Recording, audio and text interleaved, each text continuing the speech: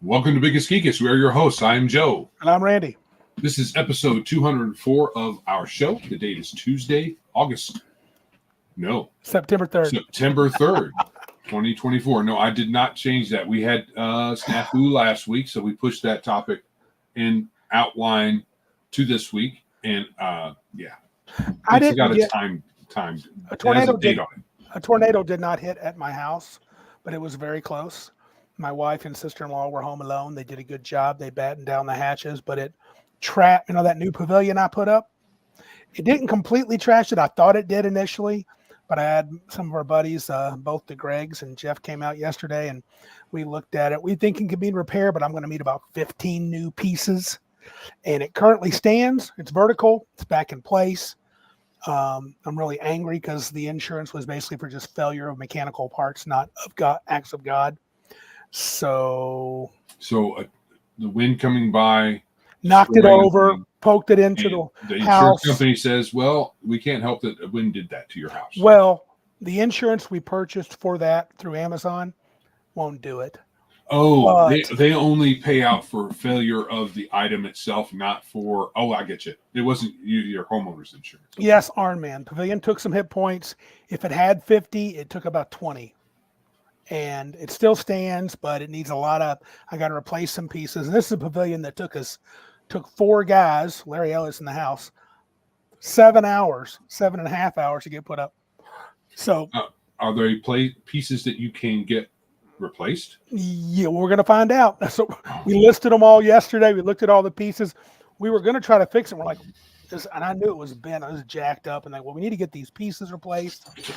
So sometimes you need specialized gear to do that. If it's hard enough, if it's hard enough, sturdy enough metal. Deb's like, well, can't you just mallet it back into place? No. Halcyon says, sounds like the gazebo that attacked the D&D group. It did. Larry Elliott. You got to know what you're doing with that kind of stuff. Larry gives me a lot of confidence. It should only take about 10 hours. Not including ordering and receiving the parts. Immortal Rising's in the house. He's got a new is it Indiegogo project. I can't remember if I feel like I got the last one. I need to get the new one. So it was a good comic book, but check him out. Immortal Rising's got good stuff, and he's a cool daddy-o. So, but anyway, that's why we had to punt. Max says, my son and his family, is that you? Oh, his son must be big enough to have a wife and kids. Mm-hmm. So literally drove around one of the twisters that touched down in North Dakota last week. I was guiding them via radar and DOT Doppler. It knocked over 43 train cars. Crazy. So good thing it didn't knock over their car. Yeah. Some people like doing that. Yes. Driving around and watching them. If you know what you're doing, you can probably do it safely. When I watch people do that, when I watch a video of someone that's like right near a storm chaser, I'm like, you guys are just begging for that thing to change direction and wreck your life. Dude, Max got 6 adult kids. Wow. Well done. Fill the earth, my brother. Fill the earth. Yeah. You've done your part. And 2 minors. Well wow. We're repopulating the earth. He's the man. My uncle had 12 or 13. You know my Uncle Bill Joe. He got a bone. Yeah. Oh, yeah. Immortal Rising confirms. It's on Indiegogo now. Go back it. That's a good comics. Fantasy coolness. Nice art. Immortal Rising, if you can figure out a way to get Randy the link, or if Randy knows what the link is, we can post it here in the chat. He may not know my address. I just know the dude, and I've backed their first one. I want to get the second one. Well, maybe you can find it while we're talking and then post it for him. I could easily do that. That would be cool. Yeah. I think there's let me see here. So Mac is also Larry. Oh no, Larry Elliott says to Mac, I suggest you have a family reunion at Big Geek Con. He's really thank you for trying to shill out our con, because that's 6 tickets. Yeah. Oh, come on, Mac. He's saying no. Don't say no. What's he saying? At least you could say maybe, but just flat out no. That's no fun. We're going to shout you out here in a second, but I'm having trouble. Give me a second. Mac is coming alone. I'm typing stupid stuff. Are you fat figuring everything? I put Indiegogo Kickstarter like a dumb butt, like a guy that doesn't even know how to use. There it is. Burnt offerings. That's a one. That is the one, right? Burnt offerings. Yes. You got time to back. So Halcyon says, "Don't be an Americant, Mac. Be an American."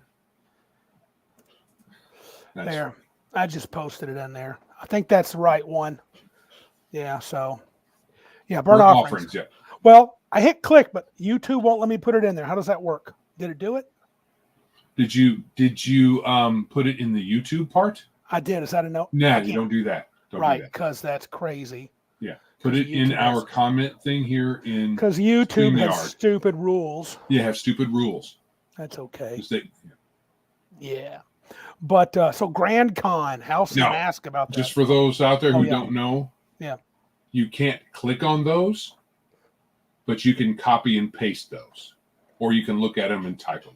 Right. But it's hard to give links here. We could even if you can put that, or maybe I can put that in I can't quite. Let's see if I can do it. No. If you can put that in our private chat, Mr. Randy, I can also put that in the show notes, in the description. Oh, look at you. You can do cool stuff. That way people can look at it and then click it or copy paste and all that stuff. Okay. I just put it in. All right. Yeah, it's the second one. So check that stuff out. Control-C. Oh boy, I need to have YouTube actually open to do this. Anyway, bad person. I went to Grand Con this weekend. Yes, and how was it? It was good. So it was in Grand Rapids, Michigan. It was their 10th anniversary. It's a medium-sized to small con. I was told they fluctuate between 3 and 5K people. I think they were closer to 3 than 5. I hung out with the Horde Wars guys. In fact, they put me up for the weekend. One of the guys let me stay at their house. And I ran a game for them. Got to play some. I got some ridiculous deals. Unlike Gen Con, people wanted to move stuff. I bought Forbidden Lands for $25, the box set in the shrink. I bought Dragonbane for $14, box set in the shrink. What else did I get? Octung Cthulhu, I think for $7 or $8 in the shrink box set. There's all starter sets and then the core game. What else did I get? A few other dice and little things here and there. I didn't spend too much money. I almost dropped a bundle, but I resisted. But they had these slightly dinged games and box sets, even though Forbidden Lands and Dragonbane were perfect. So, but we got to play. They don't have as many. They always would like to have more role-playing games, but they had one big hall, so you would think probably 40 vendors and fun people, fun games. There was probably a lot of people that don't see politically like me, but they were pretty chill. Okay. We were all, gaming together, and it was fine. Grand Rapids is a little, way left-leaning. And the only thing that happened that made me kind of trigger a little bit, I was in a seminar. You guys know, some of you guys probably know Jeff Grubb. Jeff was old school dude. Old school guy. He was in a really cool seminar about world building. Him and 3 guys who I cannot name, but they were really cool. One was a board game guy. It was Jeff Grubb, board game guy, independent RPG guy who I talked to. He was a pretty cool cat. And then someone that was a card game. They all had made card games.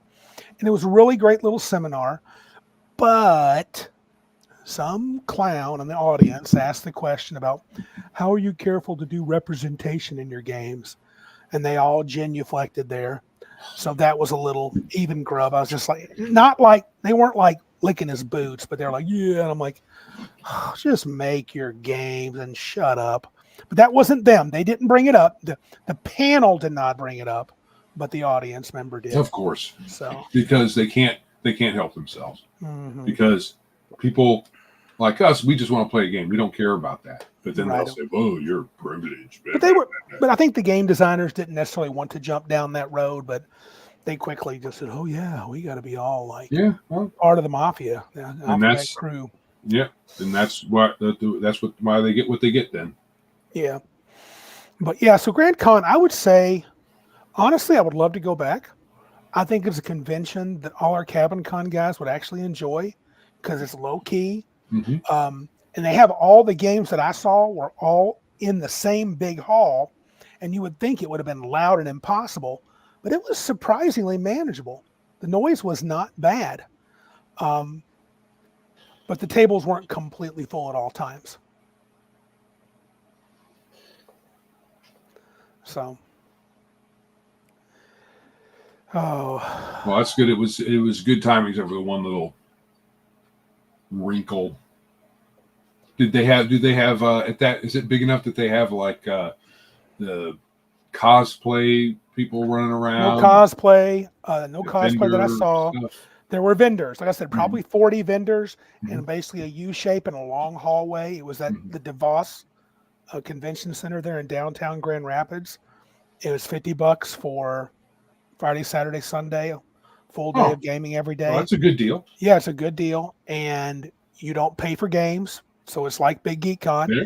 price, and you got to get your tickets because the games sell out pretty quick. But when you buy your badge, I bought my badge about maybe a month ago, and Mm-hmm. I got all the games I wanted. So it's What very. site did they use for doing their They schedule? have their own website.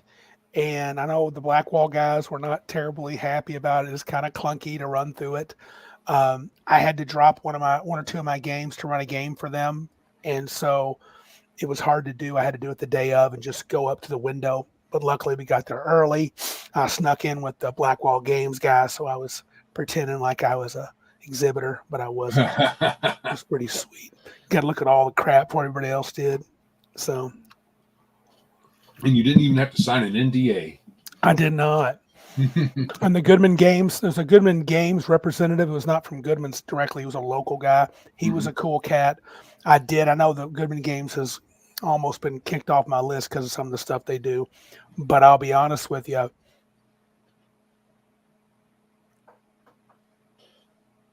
Oh, what do you say? If someone asks about Wokey stuff at Big Geek Con, that's my response. XY. Points down. Yeah, there won't be none. The games aren't listed. I've got to organize those. That you can people see the games? I mean, we got Yeah. I just went yesterday. Was it yesterday or the day before? Yeah. I put all of them on the schedule, so you should be able to go to tabletop.events and look for Big Econ, and there's a link to the schedule, and they should all be. It's a funky way that they show. There's two ways to see the schedule, and neither one of them are great, but you should be able to see all the games. And it's not this coming Friday, but next Friday, Friday starting at noon, all the way, and then ending at 11 on Friday, and then all day Sunday. Did you see? But I have a Delta Green game and a Cyberpunk game listed, but I'm going to run Warhammer Fantasy. Yeah, don't worry, Mac. The way we do it, because we're a small con, we wait till folks show up. We're going to have one of our lovely assistants, which is one of the guys' wives or friend's wife, and they're going to do the boards and let people sign up. We want to sign up in advance, so you don't have to do any pre-ticket purchasing. You just show up and sign up. Hopefully, I know Friday you'll have a whole hour from 12 to 1 to sign up if you want to and look around. I'm not sure how much we'll have. I think the Blackwall guys will be there, so there'll be Horde Wars for sale. I'll probably have some of my modules for sale. I'm not sure what else. Pointy Hat Games may have a thing or two. So not a bunch. We're not there to sell a bunch of stuff, but the Pointy Hat Games is not there to sell anything this year, but they are going to showcase the current state of their new game. Pat put up a bunch of games to play for. Yay. Let me find that because I can't remember the name of it. So Halcyon says he has a Delta Green game and Cyberpunk Red listed, but is going to run Warhammer, right? Yeah. You said that. That'll be true. You'll need extra money for not for game seats. No, all games are free. You just it's gotta not be full and you're in. Stripper dollars, yeah. If that's what you're gonna do, the strippers do require the dollars. At least that's what I've heard. Yeah. But we're not featuring any of that. No. Family friendly is our mantra. But he could scoot on down the road and there's a place. But let's see. Looking for that. Then schedule of events. Okay. no, there is no orc chicks, Mac, because there are no Age of Mages. Age of Mages. Yep. Age of Mages. How He many has sessions is he offering? 3, 4, 5, something like that. That's the man, dude. Bunches. Run that game. And so we got Delta Green. I know and my boy Martinson, I think, is running Pacific Rim. He'll correct me if he shows up. I was going to run OSE, but I'm reading the Dragonbane box set. I may run Dragonbane for the kids and for anybody else. Mhm. So it'll be fun. I'm going to run a game or two. I'm going to be the guy that mostly is like, hey, so we got enough people hanging around. I'm going to run a game. Joe might have something too. So we'll see. But yeah. No orc chicks? Hopefully not. Hopefully not. I don't think so. No. Oh, but so we missed a couple of weeks, and our boy Venger looks like he quit publishing and then started back in. He didn't last long. Mac Thompson asks, anyone doing Shadow Dark? Apparently there's this. Okay. Mm-hmm. I have not been doing any diligence with regard to the latest kerfuffles on the internet. I did, in looking through some videos, see that the Red Room had a why we don't like Shadow Dark thing listed, and I was absolutely, I couldn't get away from that video any faster because I don't really care who doesn't like anybody, who doesn't like who, and all that stuff. Maybe I should borrow the Shadow Dark book from Patrick and run that. Perhaps. I'm not against it. I don't care. I don't. Okay, I'm 57. Yep. Going to be 58 in January, and I have very few. Have a lot less energy than I used to have when I was in my 20s or 30s. Yep. And I really don't have any energy to care about who doesn't like what anymore. No. I have my opinions, and I'll state them sometimes. But if you don't agree with them, fine. I don't care about that either. Howdy, Doc Flamingo. Max says he bought it, so it's cool. Max says it's a stupid fight. Best just to leave it in the dust. That's what we're doing. That's what we're doing here at Biggest Geekus, because we don't care. We don't care that people don't like things, and that other people like those things that these other people don't like, and then they argue with each other about liking it or not liking it. And it all feels like high school, or even worse, elementary school, when you sent notes to people and it says, "If you like me, check yes." And I'm sure the folks over at Red Room have their reasons. I'm not saying that they're being infantile or anything like that, but sometimes, as much as people go back and forth, it does kind of seem like where we have regressed a bit. Yeah, there's a couple of game companies I could care less about, but if people want to play their games, don't hurt my feelings. Right. If they got the books and I'm there and they ask me to play, I might play. I won't buy their stuff, but whatever. Yeah, and she was very successful. Oh, she made a buttload of money, and I wonder how much people it's more jealousy than it is any kind. And I didn't watch anybody's video who said they don't like. I mean, I did see a clip, and they said she's on the left, and I don't like her game. And I'm like, well, what's the game like? I mean, there are people who are on the left, and it's all in their game, like Thirsty Sword Lesbians. That is a game that itself is left leaning, but from what I understand, Shadow Dark doesn't have any of that in there. No. It's just a game that's bereft of any of that. So what does it matter whether they're left or not? And Kelsey Dion has never said that. And she's never said anything to make you despise her politics. And she doesn't put them in the game, Max says. Yeah. So what's to dislike? I mean, if you're like, if the game's boring, it's too simple. Okay, fine. Don't play it, but that's all. I don't care if you're on the left or not. I care if you are. I don't care about anything. Really. Well, not anymore. Grim I don't Jim. have enough energy to. Here you go.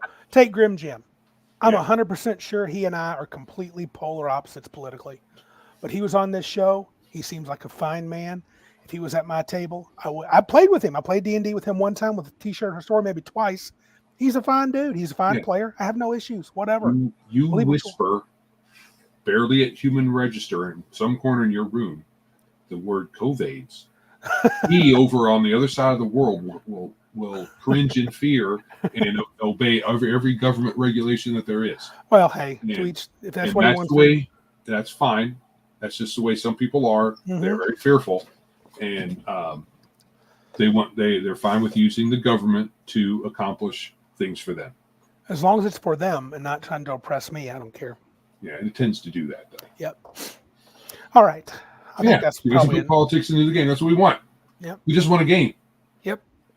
That's why when people say, like you were saying, how do you make sure there's representation in your game? The best way to make a game where representation is never an issue is to have no art. All there is no art. It's just text.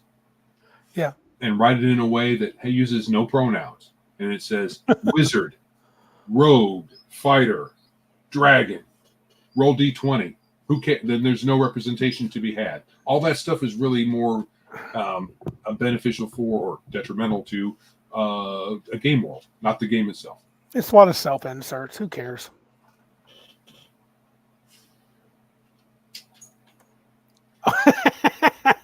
Did you see Doc Flamingo? I don't have time for this dark nonsense. I'm still pissed that VHS, which sucks, won out over the way superior Betamax. Damn, I remember some video files saying that how demonstrably better Betamax was to VHS, and it didn't matter. In the Do you think it was because Betamax was so big? Weren't they big? No idea. Weren't they big discs? Am I remembering the No. I'm thinking of laser discs. Yeah, laser discs. The Betamax had a similar, not identical, but similar form factor. It was a cassette type deal. Oh, I never saw it. So yeah, they were both cassette type things, and they used similar. They were similar. Okay.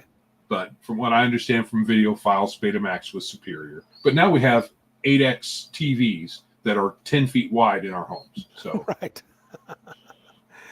Oh man. Okay. Betamax. Larry asked if Betamax lasted 2 years. Betamax wasn't ever a thing that got out into the. You might have seen out into the mainstream. It was shot dead so fast. Yeah. It's only a fringe idea. Yeah, Halcyon has one with an asterisk on there. Oh, one. He says that it is an asterisk. They won not because of superior quality, but they probably won because it was cheaper to implement. But I don't know that for sure. Why do people call that the corn industry? Why do they say it on all the YouTube channels instead of the? Can we not say that word? Okay, so it is said by some that certain words, if you say on your live stream, you will get canceled. I people say corn all the time. For the longest time, I'm like, what are you talking about? Corn industry. Or prawn, like he says. Prawn. Or you get flagged. Right. The playground, when they're talking about kitty diddlers, they'll call it the playground. And there's all kinds of other ways to skirt issues and say them without saying them to keep. And it's really only for people with a massive following. Oh, SA grape. Yeah. Okay. Yeah. Okay. Yeah. Oh, Iron Man said he had it. He said Betamax was sold for a while. We had a player, and my roommate had tapes. Yeah. Didn't last very long. No. So maybe it did last just a couple of years. I remember hearing the word Betamax, but I was thinking it was Laserdisc. Yeah. So. Yeah, that was another format that failed. Yeah. That was superior in some ways, except I think cost. But it had a superior play. So you went from VHS tapes to Laserdisc to DVD. And Laserdisc had a very short window where it was a thing. But you can still find laser discs of fairly current movies these days. It's just a very niche market. Oh. Mac Thompson asks, wait a minute. He said, any guest speakers at BGC? No, ain't got any. Jousting? Maybe.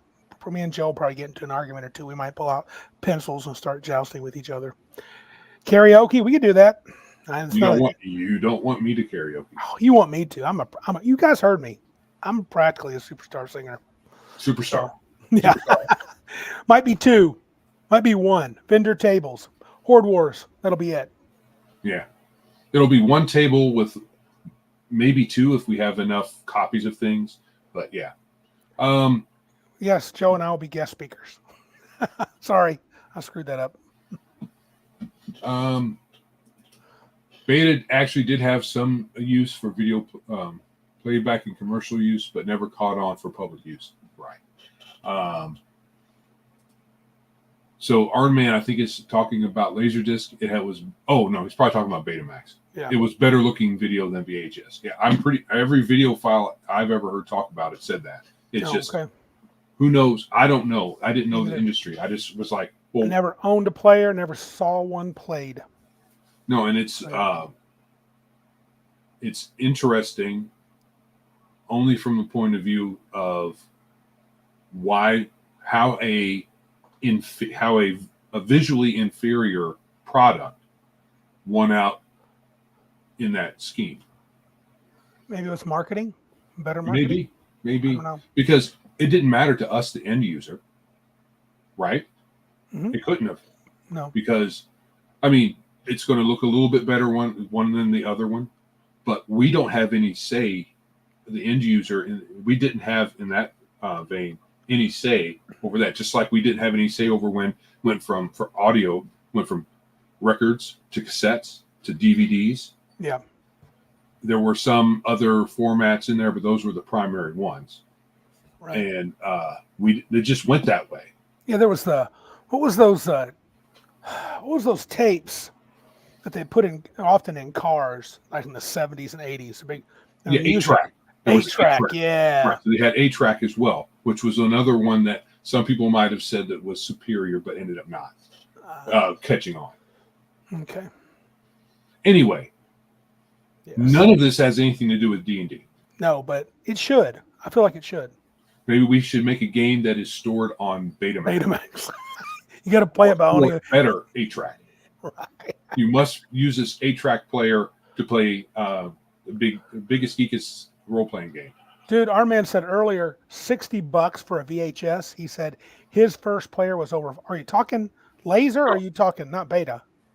Early VHS players were pretty dang expensive. Whoa. Yeah. Whoa.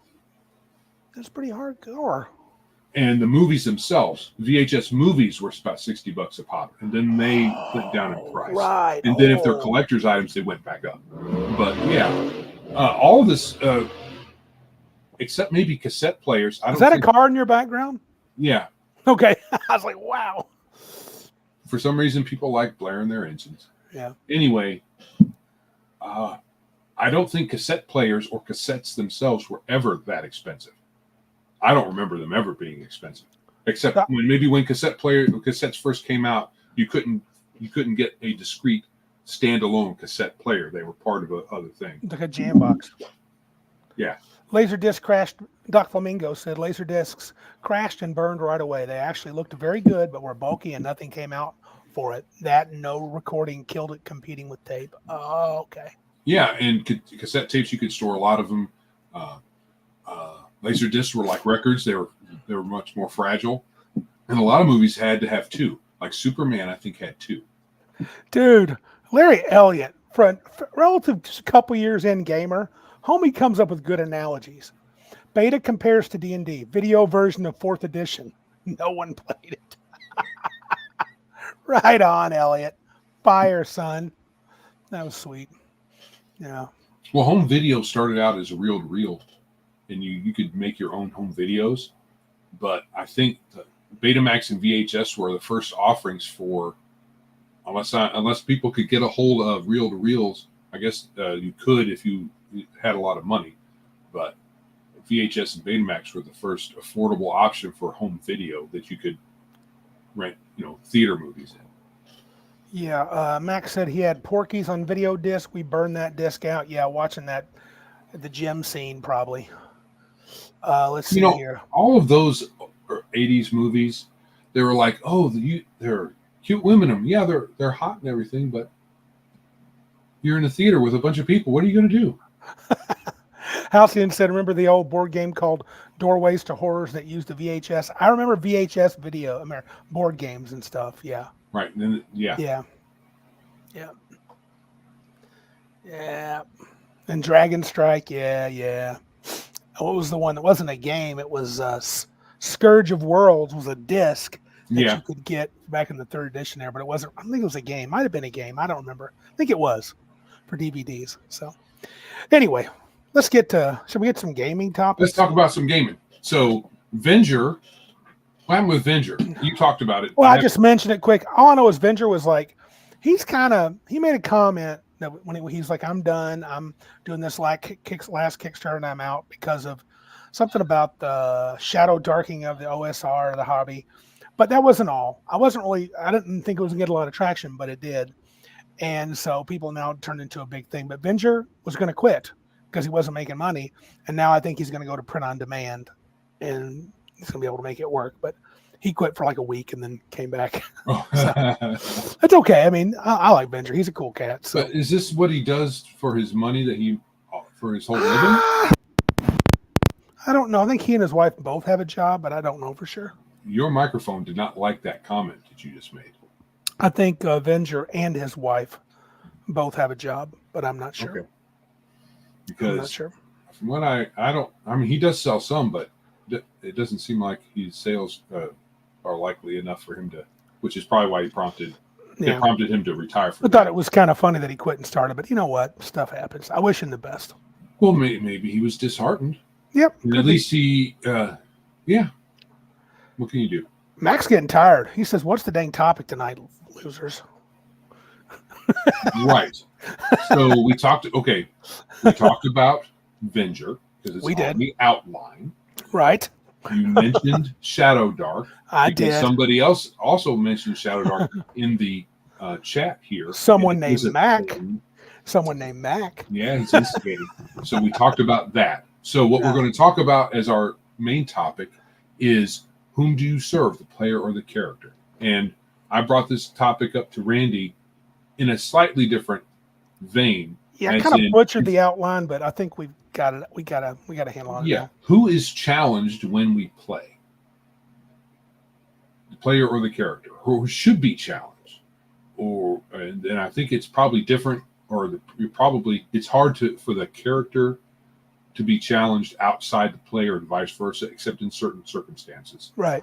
But can the DM be challenged as a player? Yeah. I mean, it's a challenge to create the scenario in the first place. Okay. And so then you have challenges with regard to, it depends, right? So you've made your scenario and then the players are running through it. There's some challenges that they come in. Do you have that in your outline there about DMs?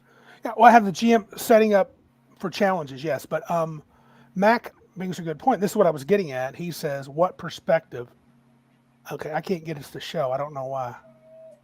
Like that? Hold on a second. Give me a second here. I'll be right back. So to answer Mac says what perspective? This is a player. This is about player. Oh, Randy's timing out. Anyway, the idea is this is not a DM, how is the DM challenged question. This is more concerning the player and the player's character, or characters, as it were, because you might have a character die and you play another one. So at a particular game session. But I've listened to a lot of people talk about character death and about running pre-generated scenarios or having a bunch of random tables and letting the players or characters, however you want to put it, decide the direction of the session for that evening. So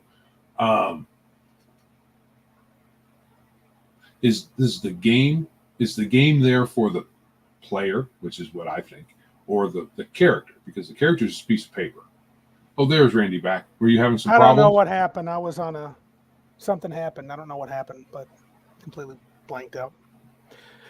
Well, yeah, I mean, I have several perspectives. Because like he asked, when we say the big question is: do you challenge the player? Or do you challenge? Is the game Yeah, supposed to challenge the player or the character? at least initially, because it's not really as simple as that. No, it's not, and it depends on as a perspective. I think the gameplay part. Well, it comes to that old debate, right? Does do you make a bard player get up and sing for his supper? Right.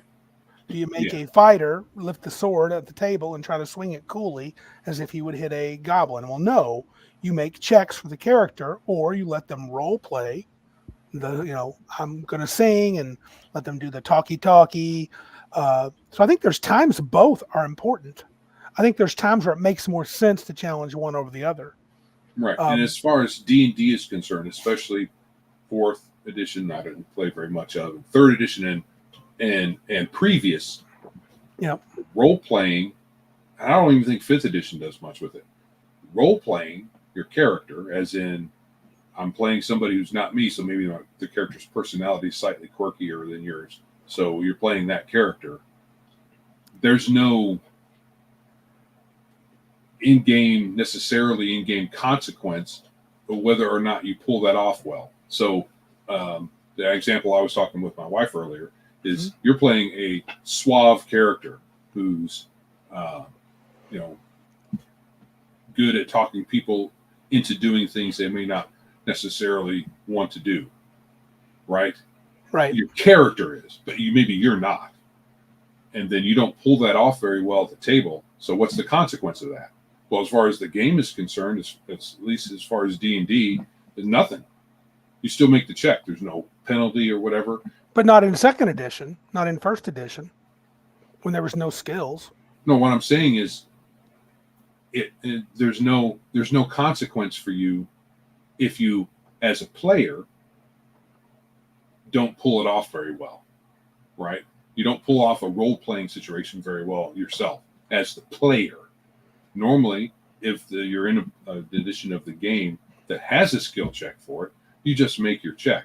Now, if the DM wants to be nice, he could make you sing for your supper, so to speak, right? And then give you a bonus or a penalty, depending on how you do. Which is weird because if you're fighting in a combat, your display of combat prowess in real life has no bearing on die rolls there, but a DM will, based on what you say. Now, if you say I'm trying to convince the guards to let me in the town, and you tell them you're an assassin, they're going to kill the king. Well, of course, the DM's going to, at the very least, not have the guards let you in. Well, or give you a penalty on your roll. I mean, but I think depending on what the guards' opinions are, that feels generous to give them even a roll. Yeah. It becomes the question, though. The game part, rolling a versus skill, is part of the game. If it is, even an ability check, make a charisma check with 3d6, get under your charisma. If that's part of your game, then there has to be part of it that's a character challenge. A little ways back, Arnman said, I set up challenges that require planning. Thus, it must be the players that do the plans. Seems like challenging the players in that case. I agree. That is a case where I think you do challenge the players. Because it's hard to separate that from... Yeah, because it has to be. The characters are not automated things that can just do these things on their own.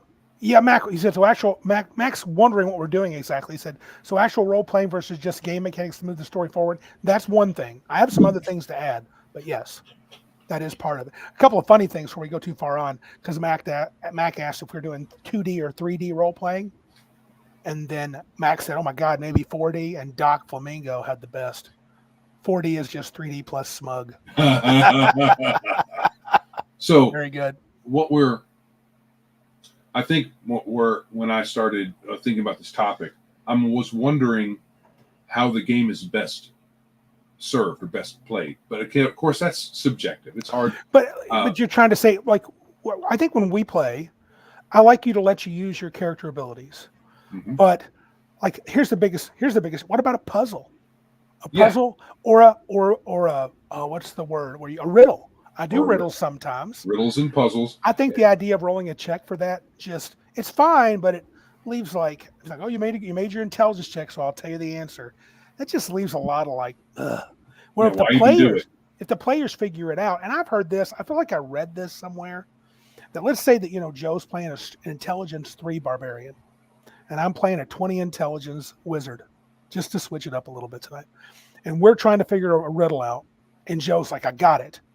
But his barbarian doesn't have it. Right. And I think if the players come together to solve that, it could emulate the idea. Maybe the wizard does figure it out. Maybe the cleric does figure it out. The barbarian doesn't, but maybe he gives you a clue. So it's kind of like group strategy to come to an answer. But within the story, you could say, yeah, the wizard and the cleric put their heads together. The barbarian says something strangely intelligent, and you guys figure it out as a one-off. I mean, I guess for me, I hate for it just to be roll, roll, roll, roll. Yeah, correct. I think that's crap. Arnman says, you run into a puzzle, so you roll your ints. No need to actually have a puzzle or to solve it. Yeah. When they fail, you can't figure it out. Right. That's a conundrum. I think part of this is the game is a role-playing game. And I know that Joe heavily likes the noun in that phrase, the game part. I like the game part, but I think I like equally the role-playing part. So I want people to inhabit a character in the game world that's not just them. Right. Now it's okay if a lot of them is in it. Can't help it. Can't help. Right. I agree. You can't help it. In the truth of the real world, part of you is part of your character, no matter what. So I'm going to contest your description of my liking of game versus role playing. Sure. Now, you're kind of right. Okay. But I'm kind of right in that it's primarily a game. It's a noun. It involves, and the role playing is a further descriptor of it. Yeah. Right.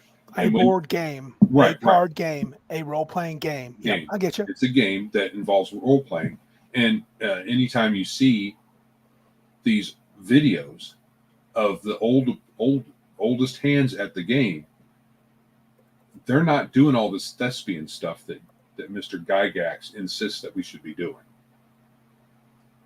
I mean, I don't insist it. Yeah, it's not you don't insist. No.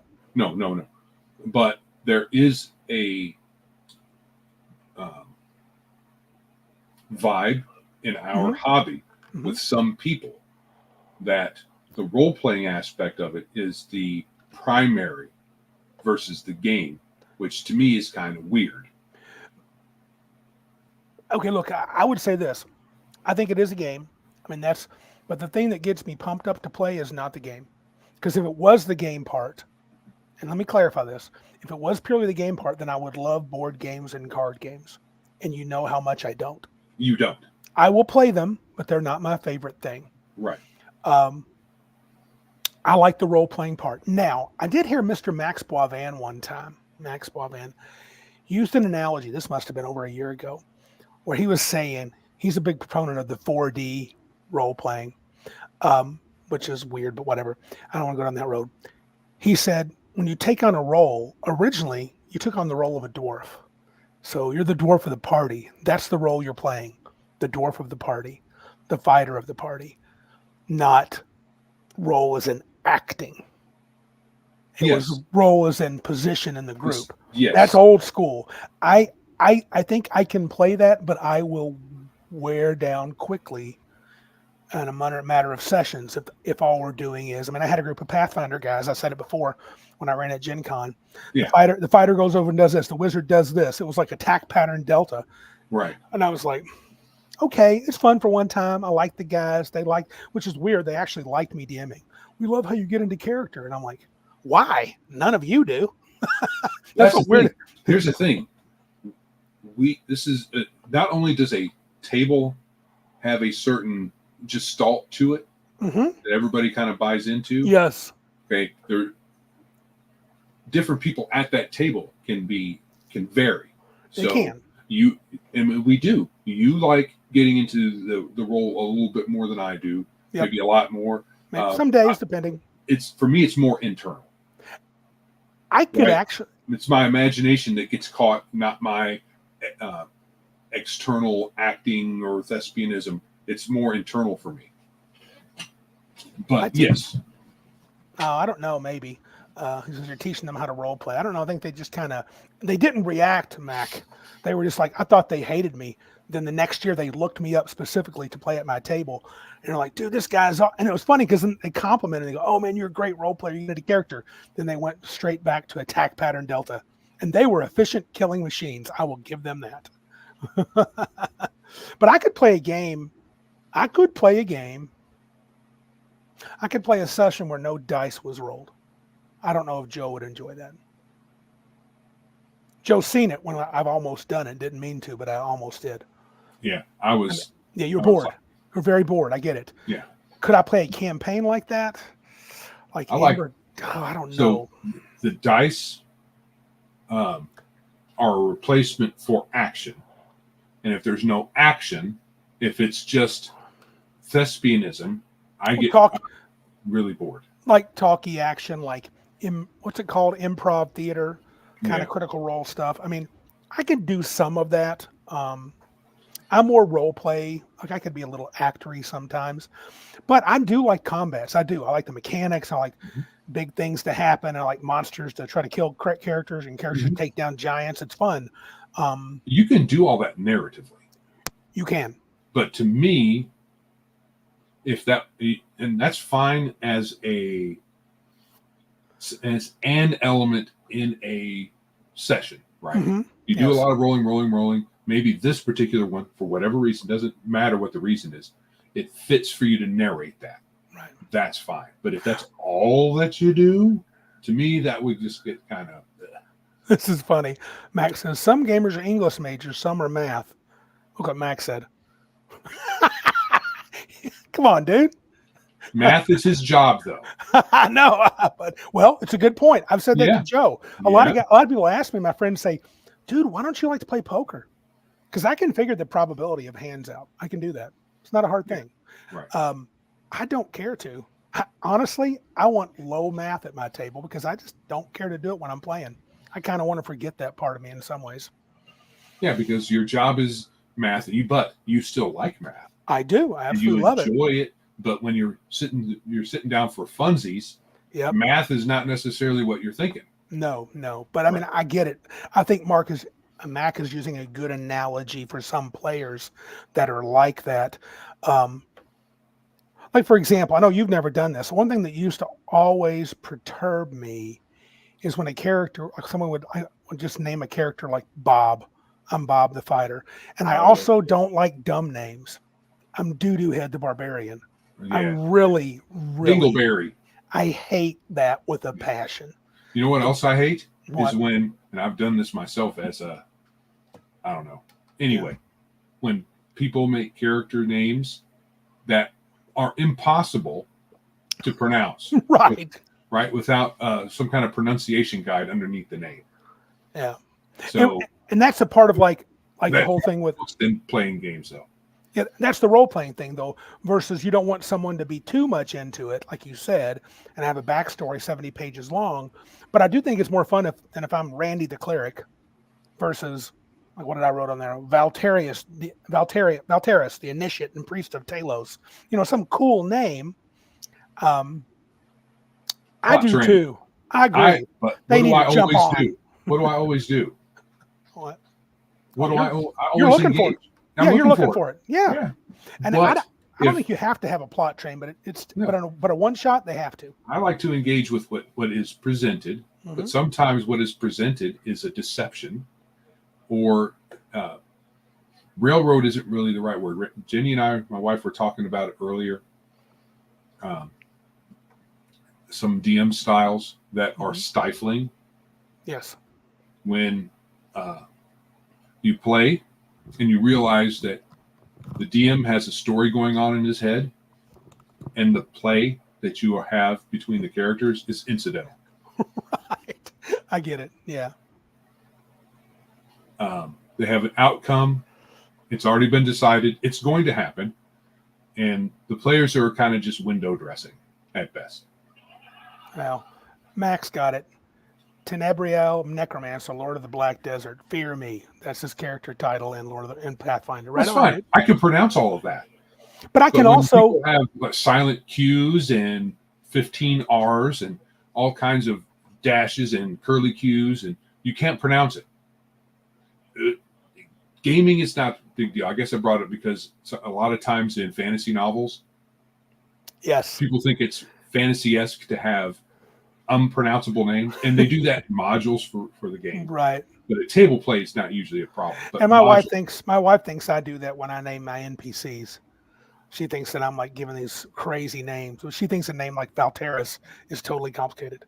I'm right? like, okay. She just can't remember them. But It's not a normal name, so it is harder to remember. how about If go ahead. it's more of an Anglo name, then Yes. for us who live in the Anglo world, it's a lot easier for us to remember names that have a similar feel to them. If she ever gets to fire again and wants to play, I think I am going to build. I'd started it once during the COVID era when we played online Savage Worlds Fantasy. I'm going to start a game where I'm going to use English and French names and names that are more modern, but kind of a little medievalish, like Richard the Lionhearted, that sort of stuff. And then she'll have a much easier time. What about interacting with game rules? This is part of it. So I talked about like players that focus on building the best mechanical character that they can, so that you and your companions can complete the mission, versus someone who focuses on character's perspective, where you place your best statistical score, like I said, for a fighter in charisma, because you want to be a leader of men. Instead of having an 18 strength, you have 18 charisma, you have a 14 strength. Certain versions of the game will not penalize you as hard for that. Right. But I think that's the real kicker, right? If you're playing with a group of players that are min-maxers, we struggled late 3rd edition, 3.5, when some players veered toward, look at all these cool books and feats and look what I can make. And other players were like, just give me a pre-gen. that was we would have huge gaps in like what we could actually do at the table. Especially with the books that had the pre-gen characters in it. These are good for your game. They really weren't. They were not. Even Pathfinder 1E, they made that one fighter a 2-weapon fighter, and he had a strength of like 16. I'm like, this guy sucks. Right. So they made 2-weapon fighting in many editions of D&D is suboptimal. Yeah, and it's not necessarily, maybe suboptimal is a bit overstating it. It's not just suboptimal. It's actually shooting yourself in the foot. Yeah, look at like poor Armin one time had to play a pre-gen, a cleric, I think, with a dex of 4. Yeah, who cares? What kind of douchebag did that? That's horrible. You can have a dex of 4. So you're tripping over your shoelaces all the time. You're a cleric. All right. He survived. He lived. You're going to end up on your knees.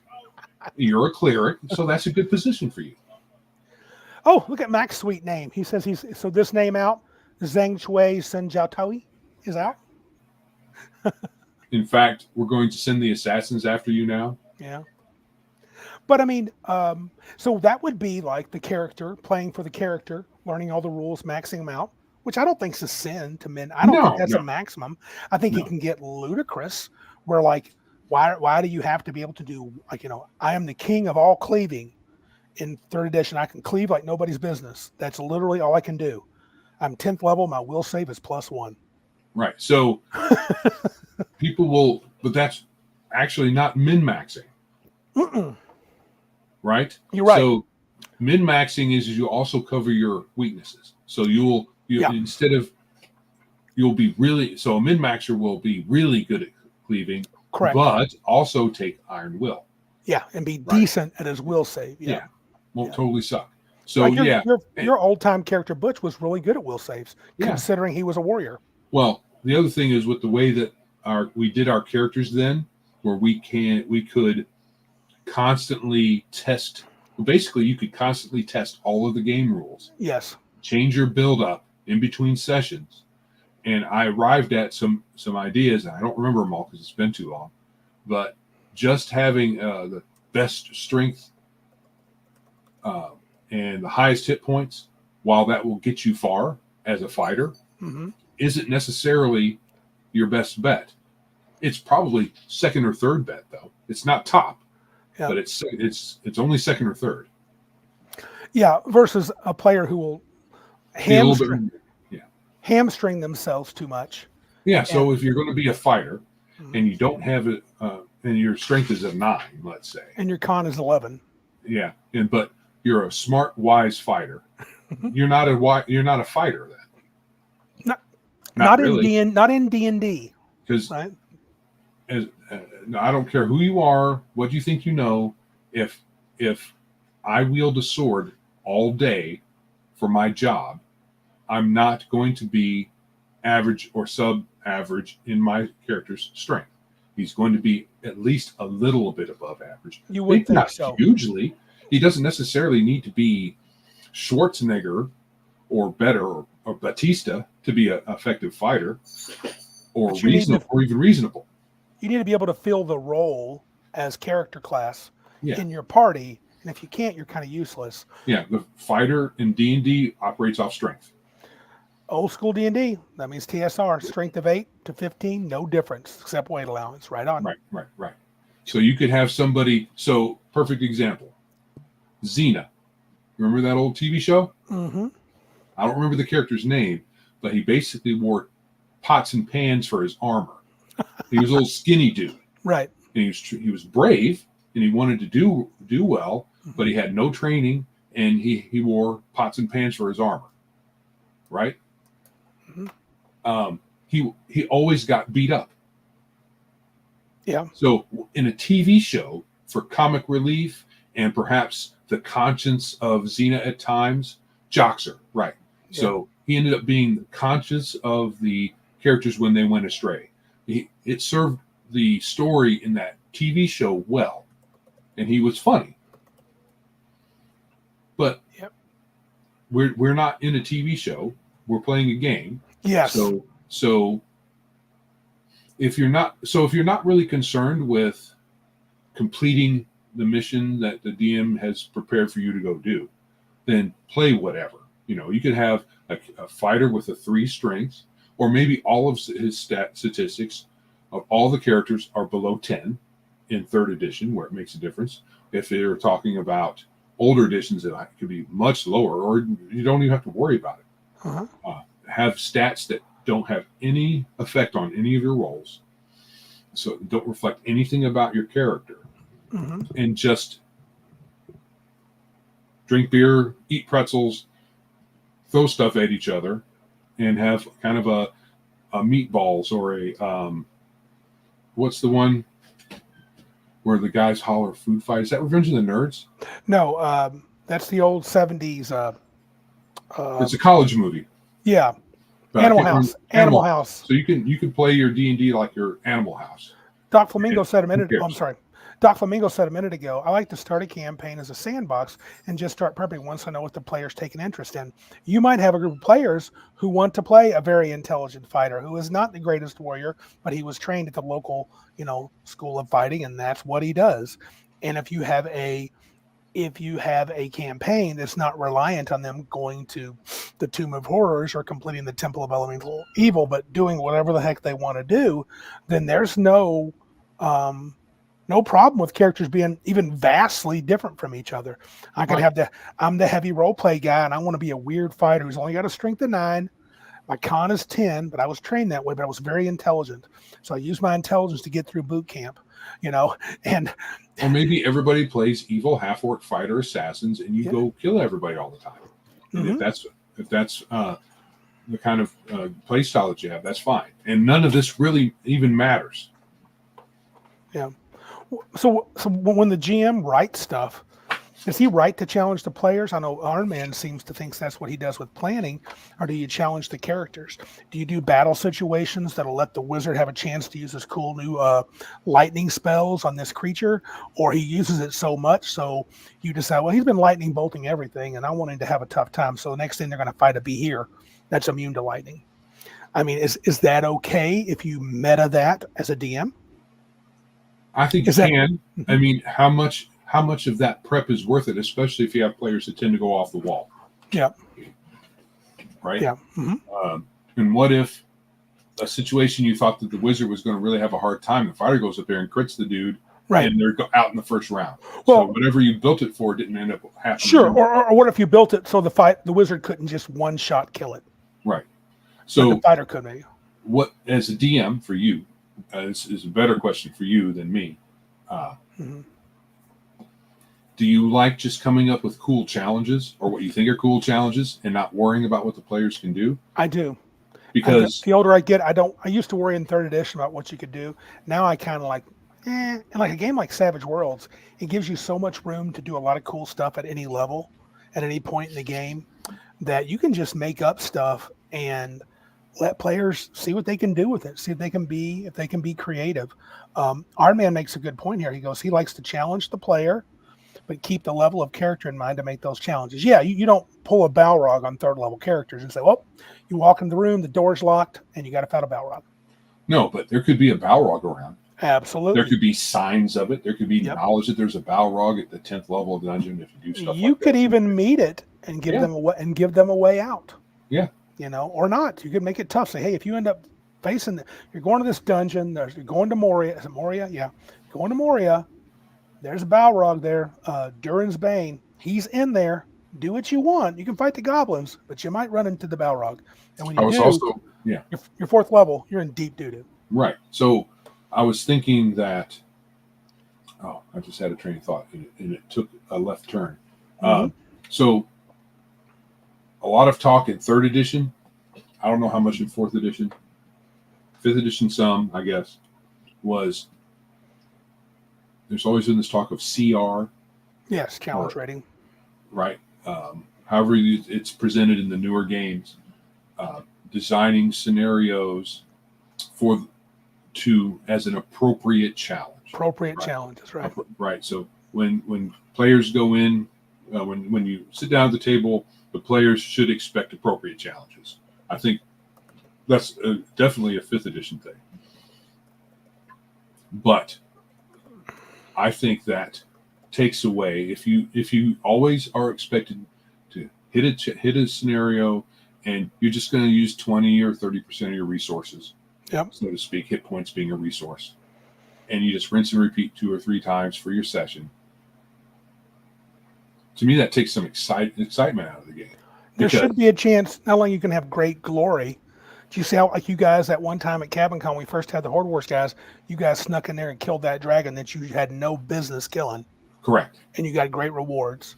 Right. Or where we decided to go ahead and stupidly, I jumped through that dumb trap and we fought in Horde Wars that ocular aberration, and we got our butts handed to us. Yeah. We had nothing for it. We had nothing for that. It was lights out. Yeah. So now, in my opinion, the ocular dude scenario totally it's apples and oranges, right? They were probably equivalent level challenges to each other, not to the players or the characters, but to each other, fairly close. The difference is we knew the dragon was there. We waited for it to leave its lair. Then we made some plans and waited for it to come back. Yeah. With the ocular thing, we walked in there and it ambushed us, right? Yeah. In a way, we knew there was something there, but we didn't know where it was and we didn't know what it was. Yeah. So we walked in there. All of a sudden, your character, I think we were missing half the party, weren't we? Yes, we were split.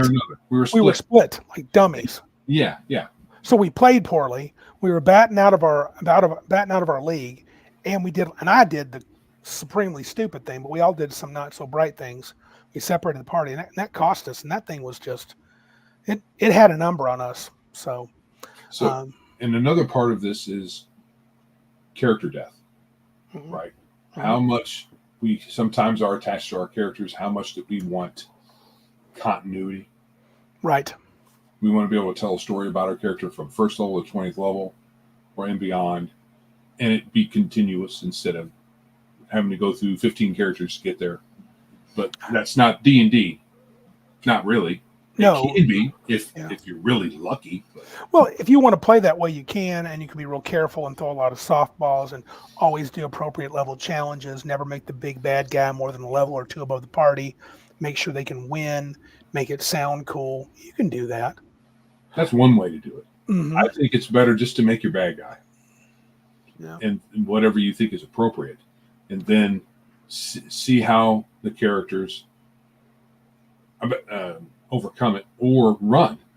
I mean, if you have Darth Vader level of bad guy, and Luke Skywalker fresh off of Tatooine, no training, bright-eyed and bushy-tailed and naive as hell, is locked in a room with Darth Vader, Luke Skywalker dies. Yeah. Notwithstanding, I am your father. But right. And a whole mess of Luke Skywalkers will die. Right. As evidenced in that one scene from Rogue One, the end scene from Rogue One. Oh yeah, when he's there at the very end, myrtleizes everybody. Right? Yeah. That's what he would do. So let's say instead you might be in a room with Darth Vader. And you have to decide whether you're going to stay or not. Or hear him out. Maybe he's just going to talk. But then again, you might have someone like Larry says, yeah, I'm going to just attack him. Yeah.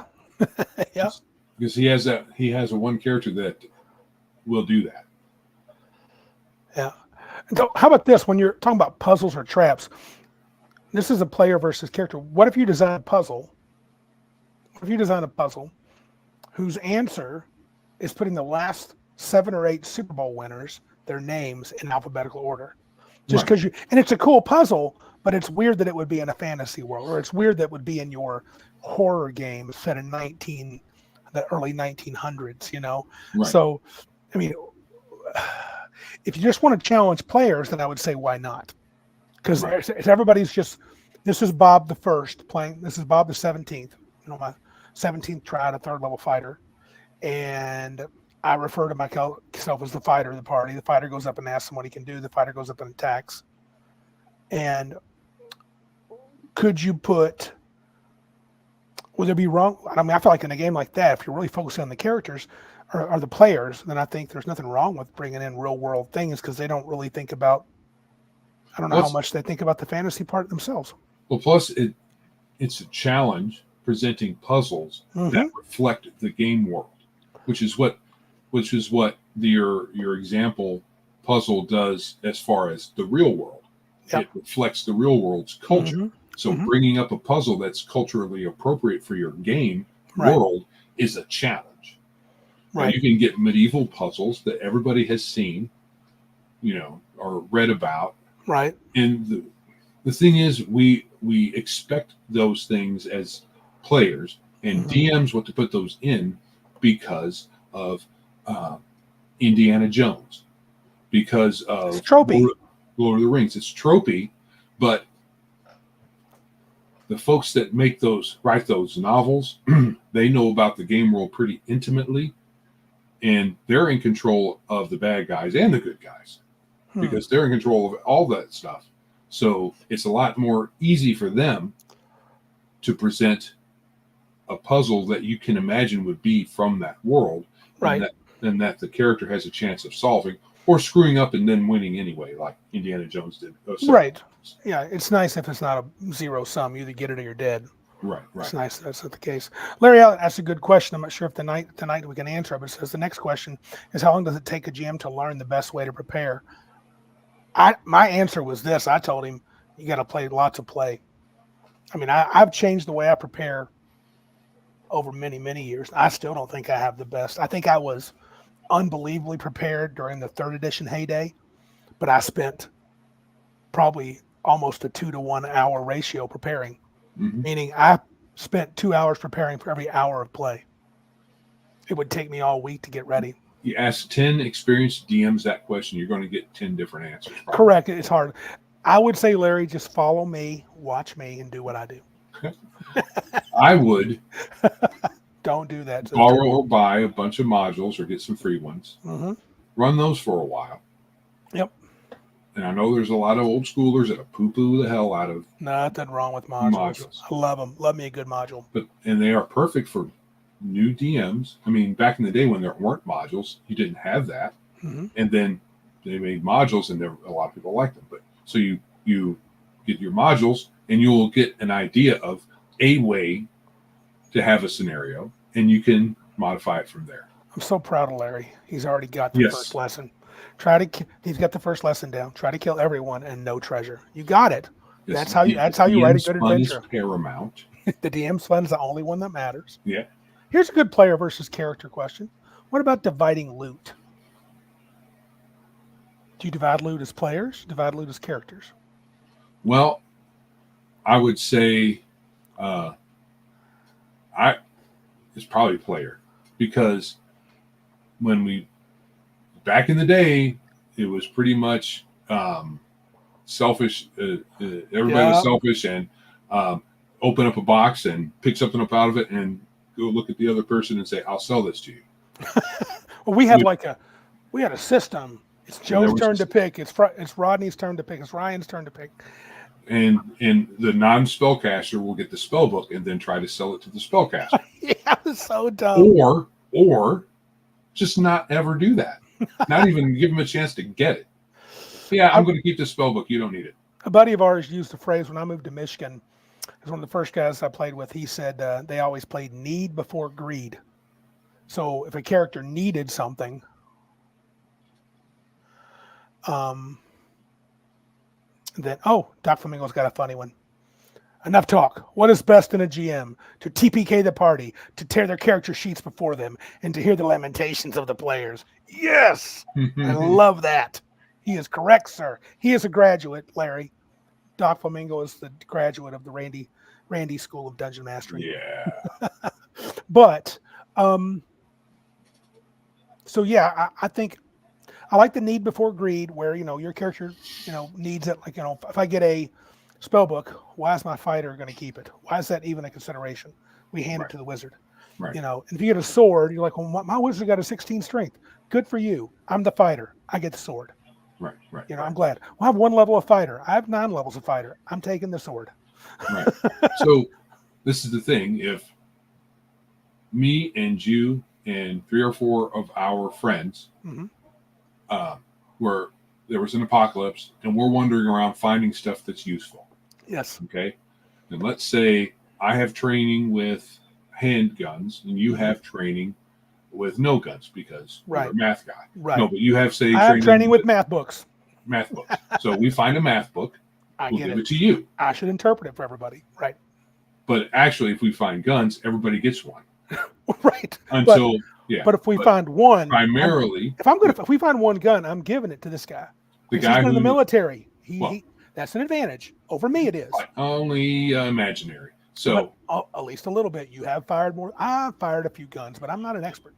I mean, neither am I. Yeah. So I was a medic. Oh, true. Right. So but you had to pass the test at one time. Yeah, the one time. No, we had this yearly thing. Anyway, it's not that big of a deal. Especially since I've been out of the military for longer than I was in. Yeah. So in that scenario, the first people that get guns are the ones who are most experienced and capable with them. Mm-hmm. But eventually, everybody's going to get one. Yes, but you don't have that. Yeah, there's not that kind of a scenario in our role-playing game, though. It's usually each person is good with a thing or two. There might be some overlap, but there's usually not a whole lot. So it's especially with people who are working as a team, if they're not all just selfish pricks, you're not going to have the fighter say, I'm going to keep this spell book, or the wizard then says, well, here's a sword that it was my turn, so I'm going to keep that. But then the fighter goes up to the wizard, punches him in the nose, and takes the sword. Right. Larry Elliott says, consider the party and which character benefits the most. Yeah. Then it's going to benefit the party.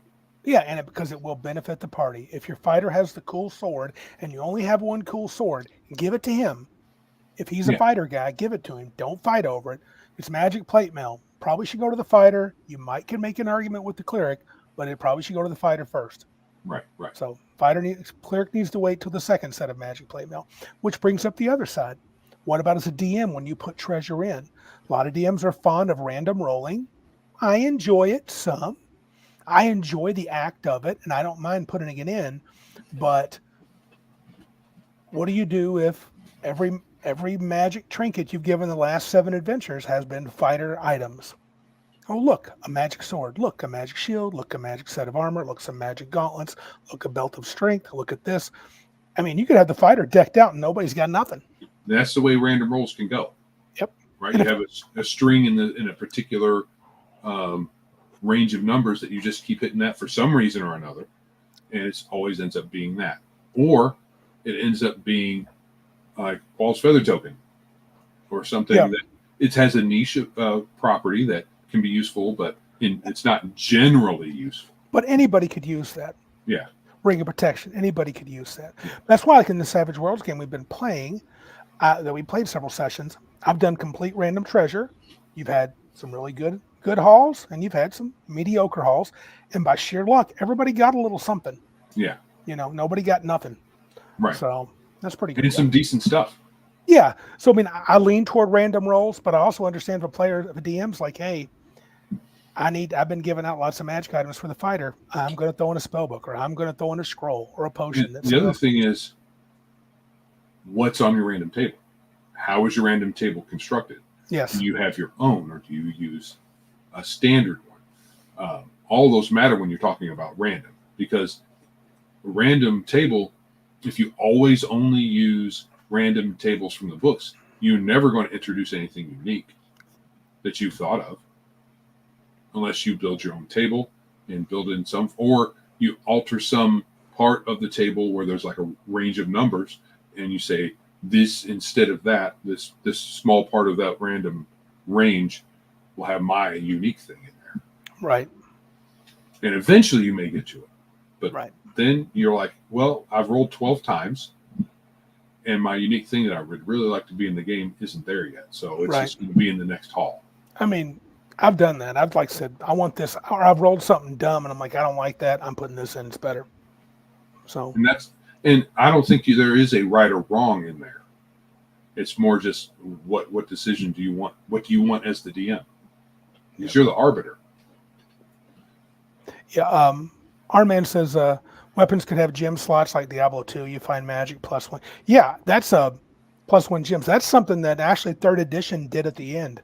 Remember the rules compendium? They had some things like that. Right. And Max says, he's seriously, though, I usually place magic items appropriate to the region, owner of the property, and player levels. Nothing wrong with that. You can place every one of them. You can play I've been kind of like in the Savage Worlds game, I've been running off and on, more off than on recently. But I told Joe, my plan is I'm rolling randomly. Every adventure, I'm doing random. So far, I think you guys worked out really well. You got a good haul. Nobody's like, oh my God, you're unstoppable, but you're a good solid group, kind of a middle. And in Savage Worlds term, you guys are seasoned. So, and you didn't have to worry about figuring out the magic item part in the beginning, which you don't like doing anyway. No, but I do like. But what I did found that I like doing is when I rolled it, I'll go, oh, it inspired me to give a little more to the item. Like that Book of the Deep that your guy has, or something of the deep. It inspired me as to what more could be in there besides those spells you can gain every tier. You know, we haven't got to that point yet, but yeah. Let's see. Anything else about player versus character, or did we get to your part enough, you think?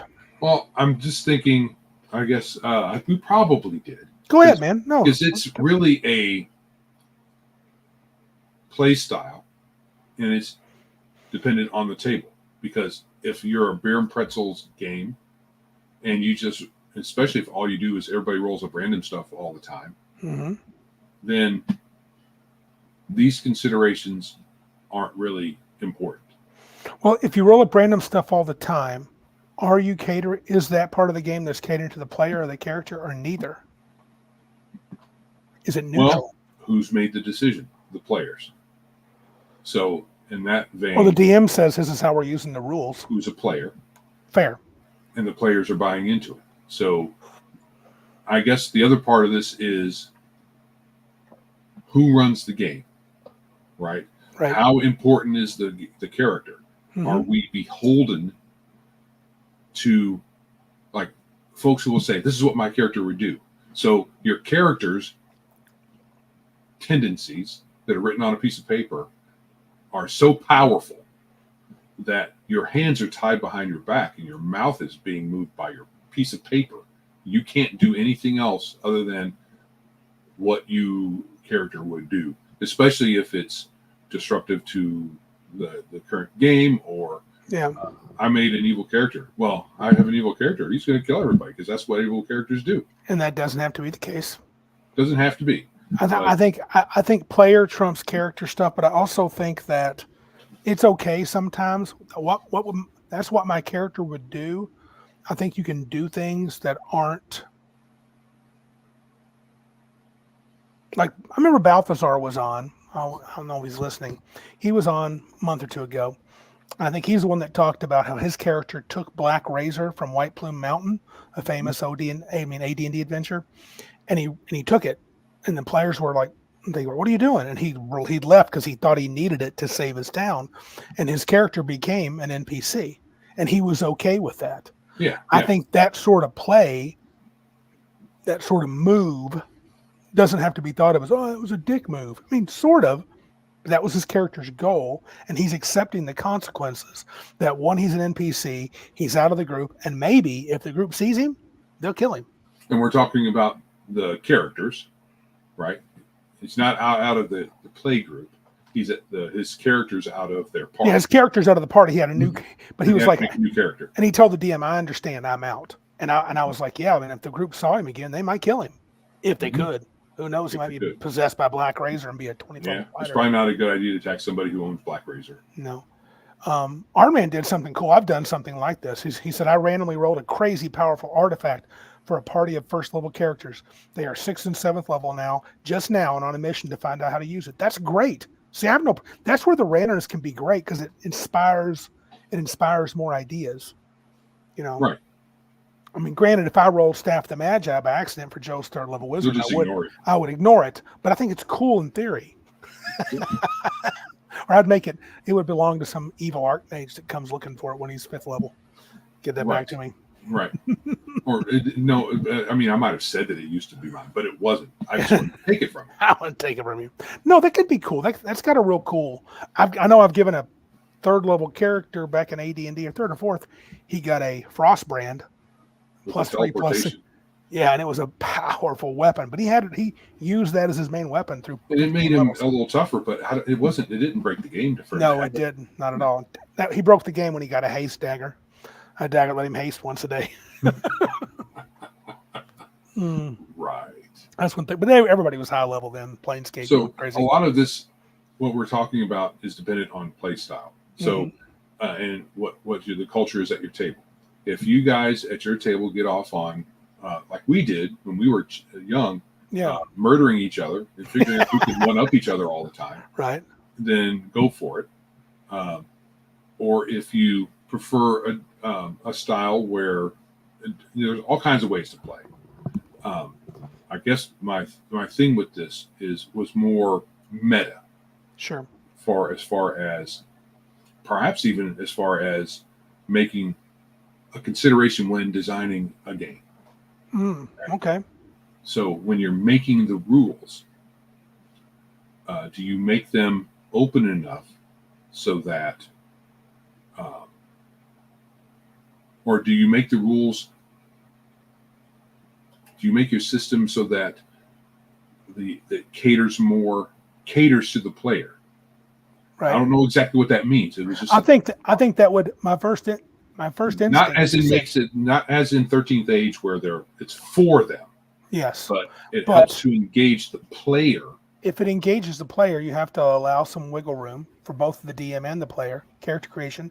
And I think you can't have two. I don't want to say this. I think it's difficult to have a super crunchy game satisfy that. If there's too many rules, like 3rd edition and Pathfinder has a rule for every situation. And so if you do that, things start to feel a little pigeonholed. And this is what we do, how you build characters, how you succeed. I think in AD&D there was some of that, but not as much. And in basic D&D there's less. I know that of all the D&D versions now, if I was forced to play a campaign of Dungeons and Dragons, it would probably be Rule Cyclopedia or OSC. Because I wouldn't want all the extra baggage of all the other versions. And then I would probably do lots of modifications. There's things I like better than others. I kind of like race as class, but almost nobody else in the groups I play with do. So I'd probably do race and class. But I mean, I think I wonder if you make a game if and I guess what I'm leading to be more player friendly, to be more for the player than the character. Maybe you have to leave it a little more open to interpretation. Yeah, how much? Maybe, Yeah, maybe I don't know. Maybe not. how much do you want your game to be another may I session where you're always Yeah, negotiating? Which, when you have the more light your rules, the more yeah, negotiating you have with the DM. yeah. There's the drawback to that. Um, Because then it can become very arbitrary. I yeah, mean, I'm going on playing under lots of different DMs. sure. Some are more consistent. Like, you're a very consistent DM. You don't have, I mean, barring memory, Right. it's not like you're going to make a ruling that's 180 degrees different from week to week or session to session. But there are so many DMs out there that I played under that I'm still here. I'm just looking. Okay, go ahead. that you couldn't rely on being consistent. You could, when you were like, when you say rule 0, the DM is the arbiter and you have to approve everything through the DM. Some DMs are like, I don't want that. Yeah, and I think some players you've had a couple of really bad experiences. You've had a lot of experience and it's frustrating. And with old AD&D, it used to be if you brought of your favorite character to a new DM, like when you went into the military, you had to ask, how are the rules? Like, how are the rules in your world? Can I have these match guides? They would say, let me see your character sheet. Oh, I've done that. I remember saying, oh, you can't have that. Yeah. You can't have a +5 sword. You're only second level. No way. Well, I found this here and I've had it for years. Like, and so you never knew. Whereas you could play games where there's at least the rules are written in such a way that if you do your best to follow them, you're say I'm 14th level and I have a Vorpal sword and I'm playing 3rd edition. Yeah, that's powerful, but that's not out of the possibility. Right. You could have a Vorpal sword. Right. Yeah. So I guess what I'm saying, as far as all that, with all of that said, is the arbitrariness of the DM. Putting that arbitrary factor in the DM requires some trust, and you have to have someone that's trustworthy. Yeah. Our man makes a good statement, and I think I agree with him. I still like player-focused games. Only a few classes are needed. Character-focused games turn into endless classes, power spells. They really can. I mean, actually, I think OSC has too many classes. But some people want that. They don't just want to be a necromancer-flavored magic user. They want a necromancer class. Right. You know? Yes, because they want to be the bad guy, too. Yeah, sometimes. Yeah, I think I feel like I'm with Iron Man there, but I do want players to engage their character as a character in the world of the setting. I don't want them always just thinking purely of my character as a set of stats and a set of hit points, and I got these skills, and that's what I do, and I want to roll. Every time I do this thing, I should never, ever have to role play or even think outside of the box of rolling the D20 or rolling the dice. You know, and there's a happy medium, and I think that can be a culture that you can. At my table, I think most of our friends and the 20 plus friends we have that's played in my games a couple of times, when they sit down with me, they pretty much know what to expect. So, Mac Thompson says Necromancer is liberating. Just saying. I mean, they're slaying. I mean, saying. Right on. I mean, I don't know. Right. I guess. Okay. But Player versus character and versus DM. Yeah. So some people, I know he's joking around. Yeah. But some people want to insert their opinion about a thing. Like, some people, when I will say necromancers are the bad guys because they raise the dead and that's bad. Right. Say, well, no, that's just animating dead flesh. There's no big deal with that. Okay. That might be the case depending on the DM and the world, the system. In D&D, necromancy has always been evil. Necromancers, liches, all that stuff are inherently evil. But there are other games where you can be a necromancer. You don't necessarily have to be a bad guy to be a necromancer. You just, for some reason think that it's cool to grab a corpse and animate it and have no problems with being around dead things all the time. Yeah. But yeah,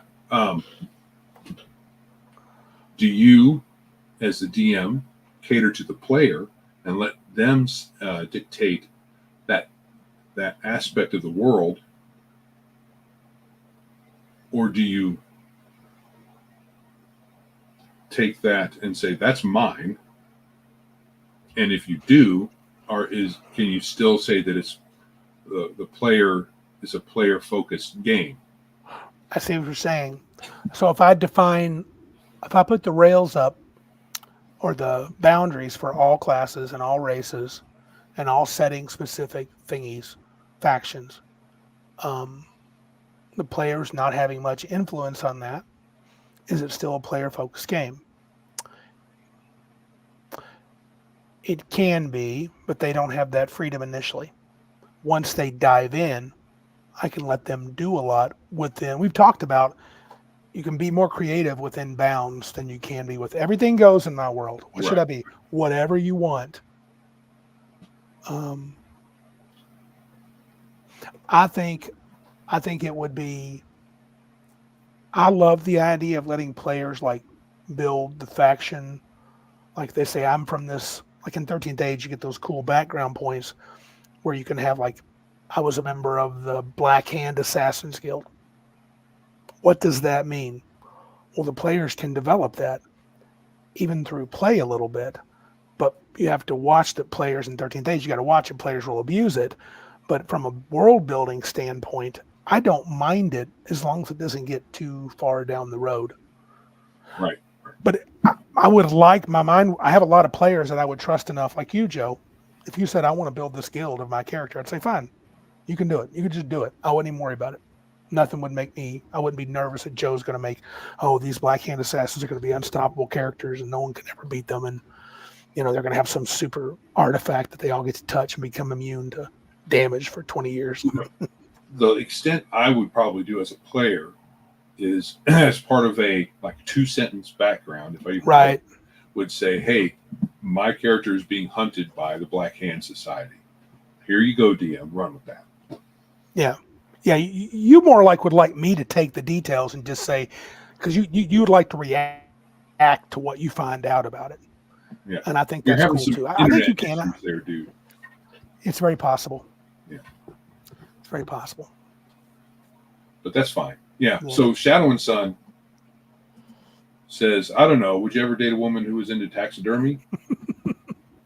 Well, I've always found taxidermy, while I'm not scared by it or anything like that, I don't think it's bad. It's kind of disturbing a little bit. It's a little weird. It's a little weird. So if my wife wanted to have a taxidermied dog of ours after they died, because she was so broke up about it that she had to have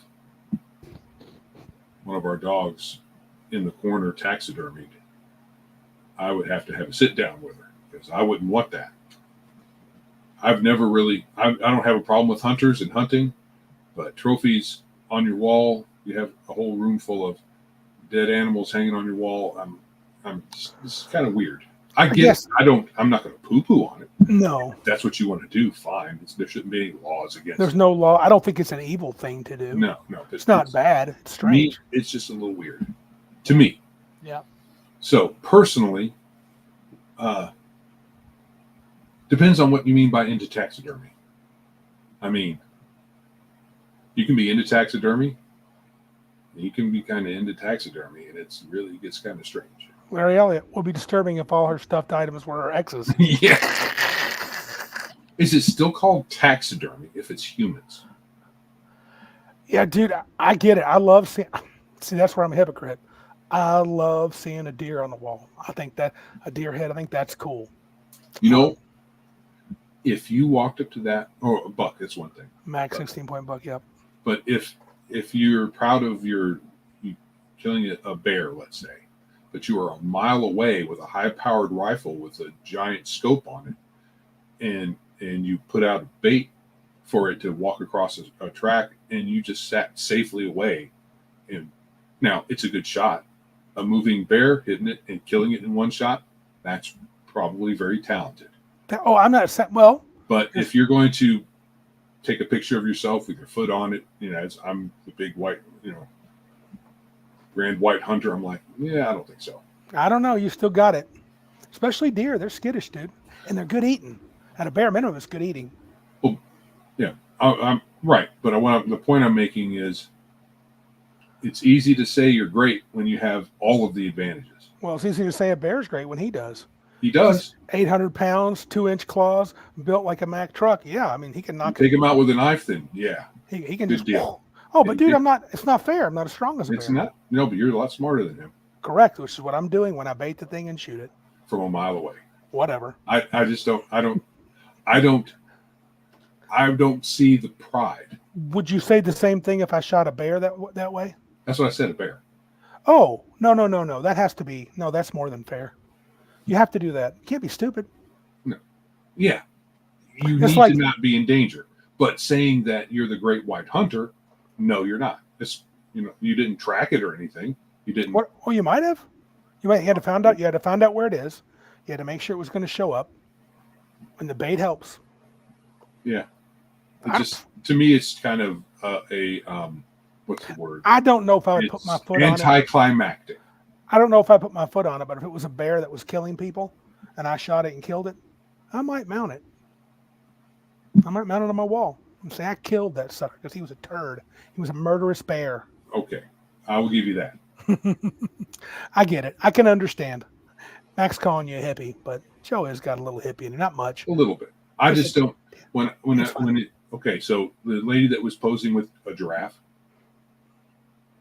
I'm the great white hunter who killed this giraffe.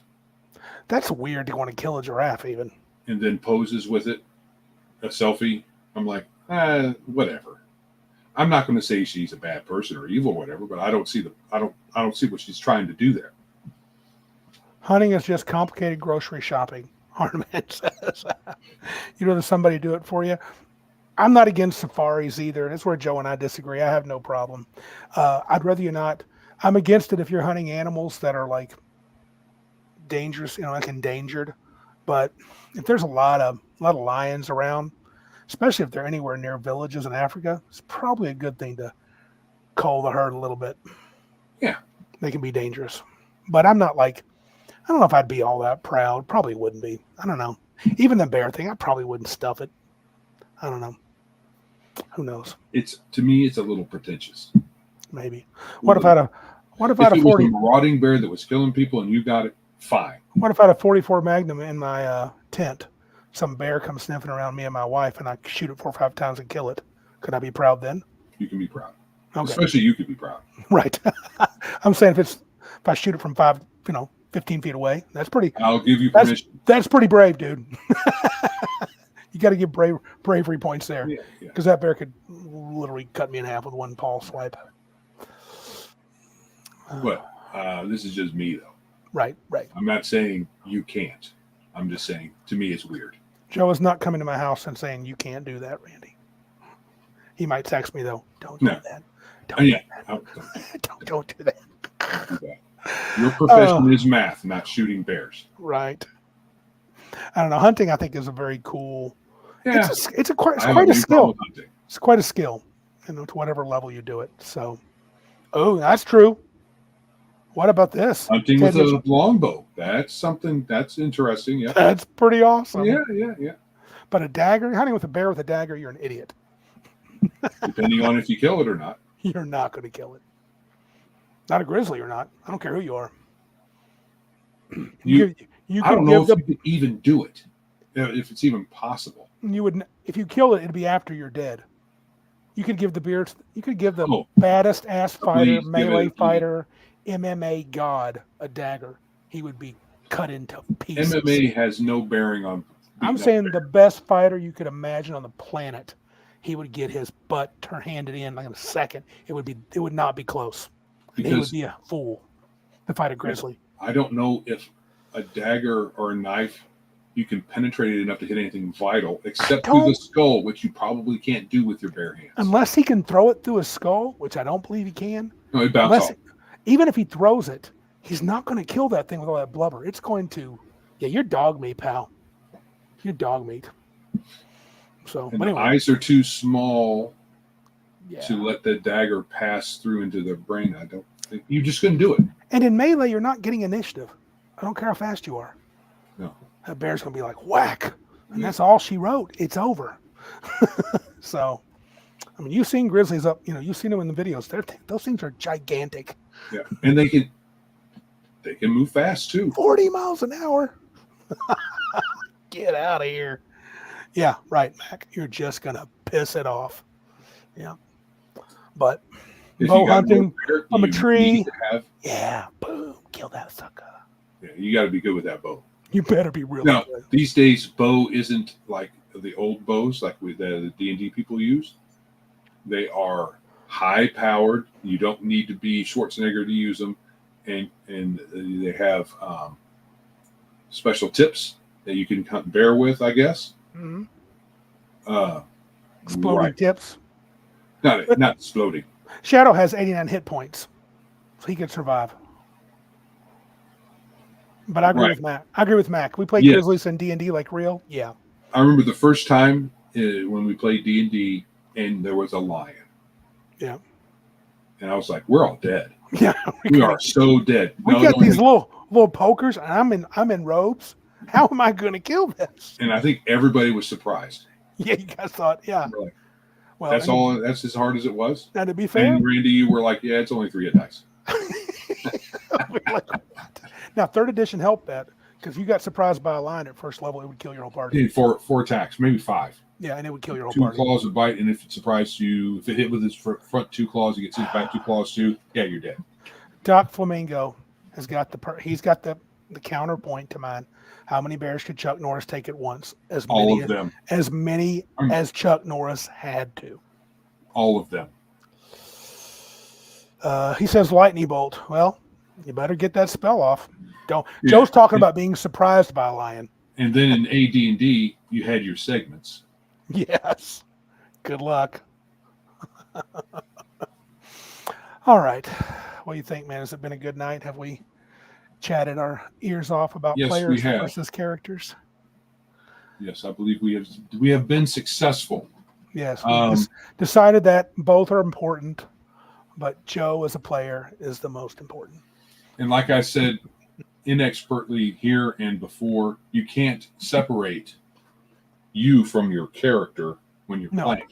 Not fully. No. But you can have aspects of your character that aren't you. Yes. Like I could have a character that's, even as personality wise could be like, generous and gives treasure to his friends. That'd be weird, but I could. You could. I don't think I would do that. Oh, Shadow's pushing castles on us. You said that last time. He wants the castle discussion. Right. I don't know, man. Maybe. I'm going to say maybe. I think I said yes. Yeah, bears can't climb castles. Maybe we should do that. If the castle's made of trees, it could. It could. Tree castle. Oh. All right. So don't forget Big Geek Con's coming up in a few weeks. No, 2 weeks. 2 weeks. A week from this Friday. 1 week? 1 week, sir. No. This Friday. Not. No. Is it 2 weeks? It's 2 weeks. Why does it feel like it's closer? I don't know. Oh, dude, I forgot a whole week. Because you're owed. I got way too much time to prepare. That's not right. Yeah, Mac wants a hippie castle. I do too. Otherwise known as an elf castle. Doc Flamingo said he once played a character that gave a rat's ass. It was weird. I should say so. Yeah. Anyway, Big Geek Con 2, September 20th to 22nd. $30. If you haven't signed up and you intend to go, sign up. Please do ASAP, man. We need peoples. Well, we got a few more. We're up to 13, 14. I know our target was 20 was last year. We didn't get it last year, but we got it post. We're close, dude. Yeah. We're close. That's not quite the number I want to make it happen. It's happening. I believe people will show up. I believe. We only need like 5 or 6 more people We to really show do. up that didn't sign up. Right. And Yeah. by need, that means we don't pay out of our pocket. Which is what we can't be doing. Yeah. Our pockets are very special. We like to keep our money in it. In it, not out. Not out. We don't have. We're innies, not outies. That doesn't work for your pocket. Don't need to make a profit. I'm happy to break even. Yes. All Later, right. Doc Flamingo. Later, Shadow and Sun. Later. They're heading out, so I guess we probably should too. Probably should. So, with all that said, you can find links in the description. Hopefully, I get around to putting those up there beyond. Whose was it that I already put in? Immortal's Rising. Don't forget to put that in there. I did already. Oh, you did. Good while man. we were talking. Yes, he's a good dude. He's one of us. He's doing comic books, and he got a comic book, and check it out. It's pretty good. So, yes, fantasy book. All righty. With all that said, this is Joe, and I'm Randy. And remember, if you can't be big like us, then be geeks like us.